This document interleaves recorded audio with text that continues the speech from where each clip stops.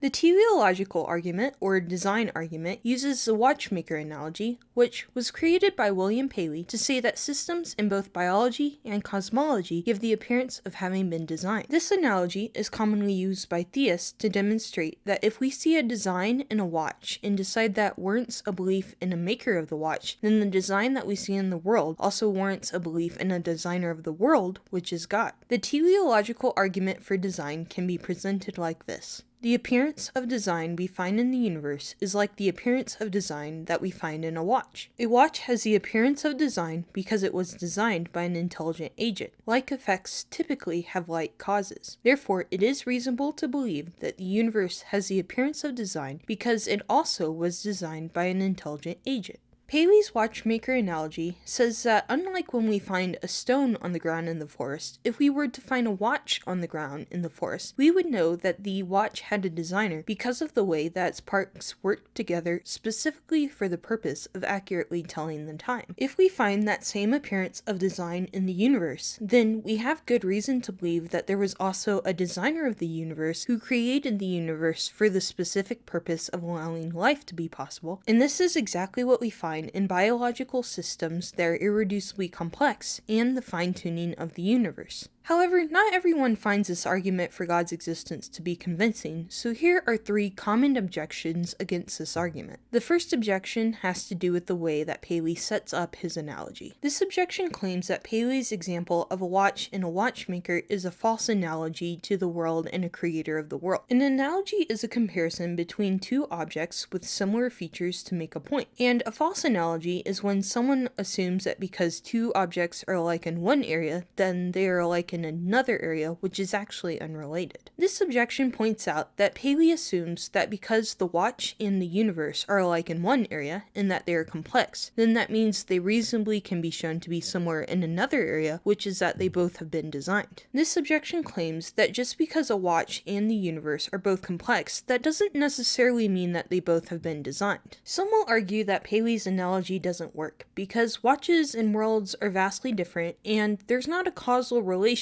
between the design that we see in a watch and the design that we see in the world that warrants a similar conclusion. Also, some will argue that this is a false analogy, since before even looking at the evidence, we all know that a watch had a watchmaker, while when looking at the world, we don't know that beforehand, so it's not a good comparison. After all, just because a watch is complex and was made in the 15th century, doesn't mean that just because the world is complex, that means it was also made in the 15th century. However, it seems like being made in the 15th century is not logically connected to the complexity of a watch, while the complexity of a watch does seem to be logically connected to its having a designer, and it seems like we can say the same thing about the world due to the irreducible complexity that we see in the world, which is logically connected to the world having a designer, just like in the watch. A system is irreducibly complex if it has to have all of the parts of the system in working order in the right place at the right time in order to function as a whole. This means if we take away one part of the system, then the entire system will not function towards its intended purpose. There's no Darwinian way to explain how these pieces could have survived through the process of evolution until they are all formed together into a fully functional system. One example of a system that's irreducibly complex and supports the watchmaker analogy is the bacterial flagellum. The bacterial flagellum is a rotating engine that powers a whip-like tail, which allows the bacterium to move through liquid to track down its food supplies. It has a rotor, a stator, a drive shaft, a U-joint bushings, and bearings. If even one part that we mentioned before was taken apart from the system as a whole, then the entire system would not work towards the function of allowing the bacterium to move to track down its food. As Paley says, when we see a watch, the inference is inevitable, that the watch must have had a maker, that there must have existed and formed it for the purpose which we find it actually to answer, who comprehended its construction and designed its use. Similarly, when an irreducibly complex system requires all the parts of the system to work fully functional with the other parts of the system, but the individual pieces don't have any function apart from the system as a whole, like in the bacterial flagellum, it seems reasonable to believe that someone designed the system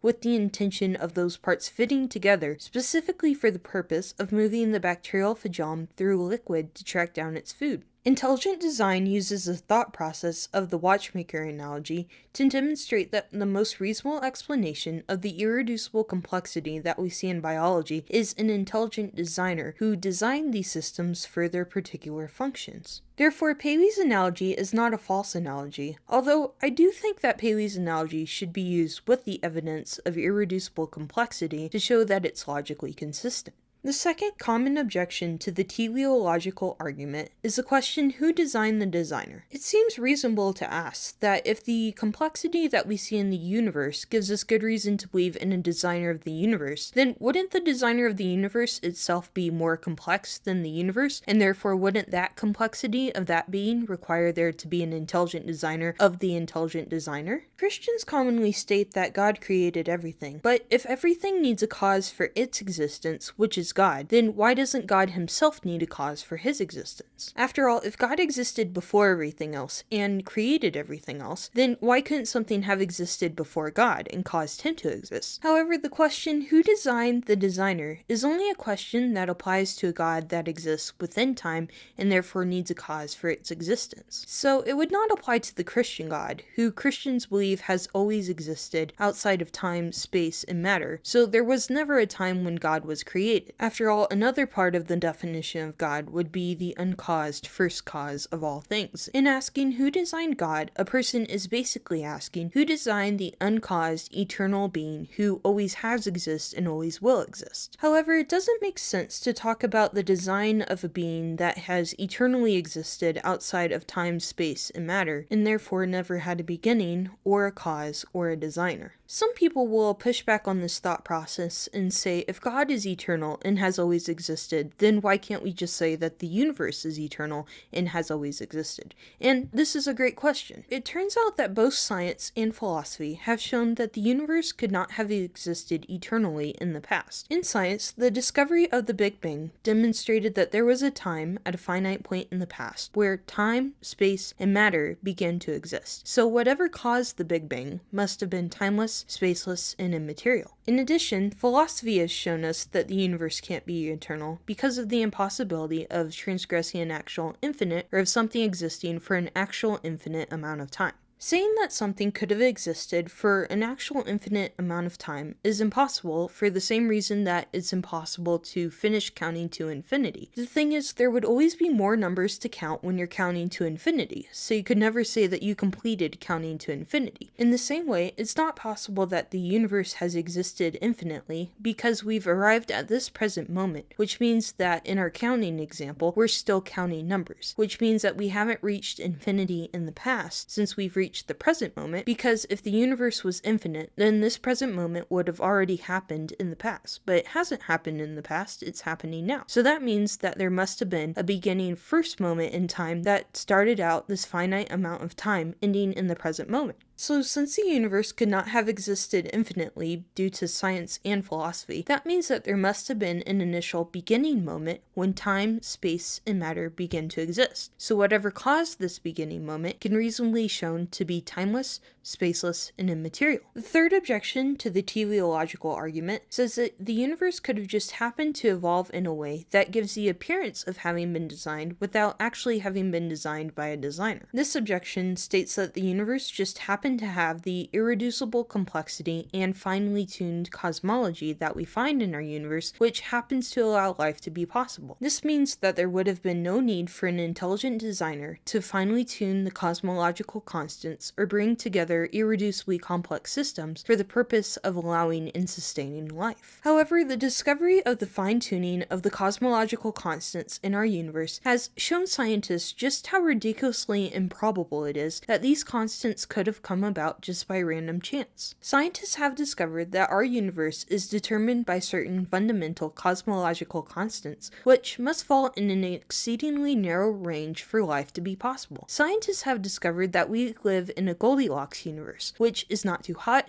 or too cold, not expanding too quickly or too slowly, with a force of gravity that's not too strong or too weak. For example, if the cosmological constant, which determines the expansion rate of our universe, was changed in 1 in 10 to the power of 120, then our universe would either expand too quickly or too slowly for planets to exist and for life to be possible. To visualize just how narrow this life-permitting range is, imagine if you took a tape measure and stretched it across the entire known universe, with 0 being the minimum possible value of the cosmological constant and the furthest number away being the maximum number of the cosmological constant. Then the life-permitting range for the cosmological constant would only be 9 nanometers wide, which is about the size of the average protein molecule. There are many other constants just like this one that are finely tuned for life to be possible, and it seems reasonable to believe that the precise selection of each of these constants within such a narrow range is reasonably explained by a creator or designer of the universe who created the universe with the intention of allowing life to be possible. There isn't much of a debate amongst scientists about the fact of the appearance of fine-tuning, but there is a good bit of debate about what these finely tuned constants mean, since these constants were either caused by random chance,